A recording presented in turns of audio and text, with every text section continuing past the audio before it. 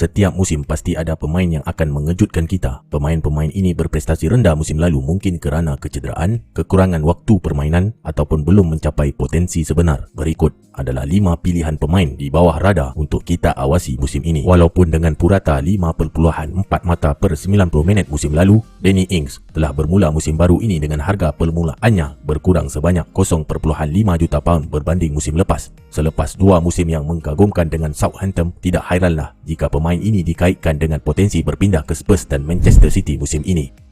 Tetapi, pasukan manapun pemain berusia 28 tahun ini wakili, dia pasti akan menawarkan nilai tinggi sebagai aset fantasi musim ini. Sejak musim 2019, hanya Kane, Vardy dan Salah yang berjaya menjaringkan lebih daripada 34 gol. Sekiranya dia kekal di Southampton, pembelian Ings boleh dimulakan pada game week 8. Jadual perlawanan The Saints nampak lebih mudah bermula game week tersebut. Setelah mendapat hanya 2 assist pada separuh musim pertama yang lalu, Nicolas Pepe menjaringkan 10 gol bagi separuh musim kedua untuk menamatkan musim dengan cemerlang. Pemain berusia 26 tahun itu mencatat 8 gol dan 3 assist bermula game week 20 dengan purata 5.4 mata per perlawanan. Hanya Lingard dan Salah menjaringkan lebih banyak gol di kalangan pemain tengah Liga Inggeris dalam tempoh itu.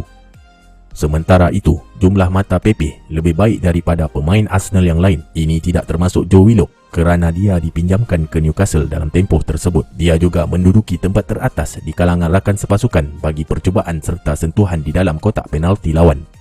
Nampaknya, Arsenal mempunyai banyak pemain yang menarik di bahagian tengah dengan kehadiran Smith Rowe dan Bukayo Saka.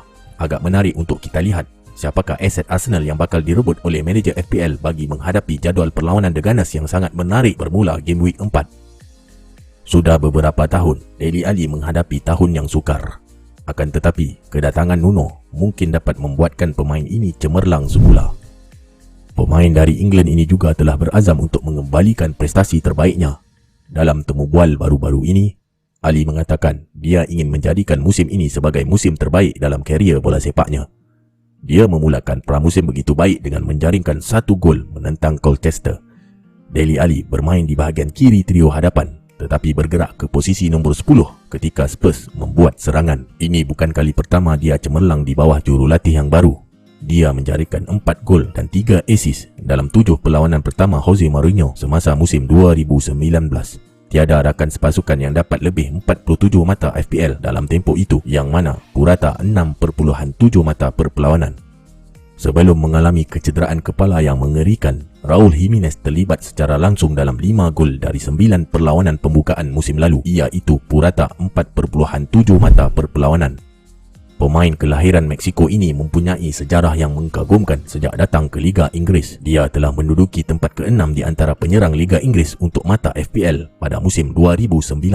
Tidak ada penyerang yang dapat menandingi jumlah percubaan ke arah gol yang dilakukan Jimenez sepanjang musim tersebut. Hanya Vardy dan Jesus yang dapat menandingi XG Jimenez dengan rating 17.06. Walaupun terdapat beberapa ketidakpastian dengan perubahan pengurusan, Raul Jimenez memulakan musim baru ini dengan 1 juta pound lebih murah berbanding musim lepas. Dengan jadual perlawanan Wolves tampak lebih menarik bermula game week 4, pemilikan Jimenez harus dipertimbangkan. Perubahan peranan di dalam corak permainan dapat menyaksikan Paul Pogba muncul semula sebagai aset FPL musim ini, tetapi dengan syarat dia kekal di Old Trafford. Menurut laporan ESPN, Ole dijangka bakal melaksanakan formasi 4-3-3 yang lebih menyerang musim ini. Ini akan membuatkan Pogba akan lebih kerap digandingkan dengan Bruno Fernandes. Pogba tampak lebih meyakinkan pada separuh musim kedua yang lalu.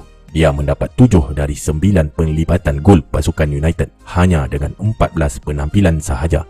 Sepanjang tempoh itu, dia hanya kurang 1 gol padang dan 1 assist berbanding Bruno. Sudah tentu, Bruno mempunyai kelebihan dengan menggalas tugas sebagai pengambil sepakan penalti pasukan United. Ingat, saya bukan Sifu, saya hanya berkongsi info. Assalamualaikum.